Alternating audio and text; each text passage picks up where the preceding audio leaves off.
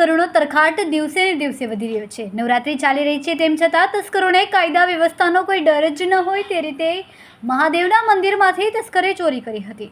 એક જ અઠવાડિયામાં 2 વખત તસ્કરે ચોરી કરી હતી। આશ્રમમાં મહાદેવની મૂર્તિ પરથી સાપની ચોરી કરી હતી, ત્યારબાદ છત્ર ચાંદીનું પણ ઉઠાવી ગયો હતો।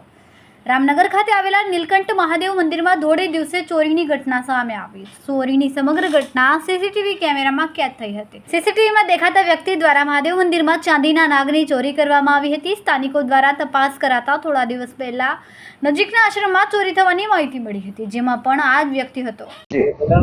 મારું નામ સુરેશ કુમાર ભગવાનદાસ માધવાણી, રહેવાસી રામનગર।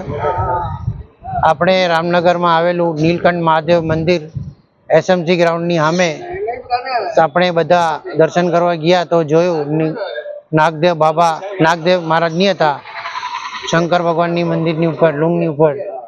તો અમે લોકોએ આ વિડીયો અમે ગ્રુપમાં ફેર્યું અને અમારું રામનગર ગ્રુપ છે એમાં ફેર્યું તો એક મેસેજ આવ્યું કે ટેવરામ આશ્રમમાંથી 4 દિવસ પહેલા કોઈ આ જ ભાઈ ચોરી કરી ગયો છે છત્ર। આપણે આ વિડીયો જોયા કરાયો પછી પોલીસને ફરિયાદ કરી કે ભાઈ આ માણસ જલ્દીથી જલ્દી પકડાય, બીજા મંદિરોમાં ચોરી ન થાય। ઓમ શ્રી સતનામ સાખી।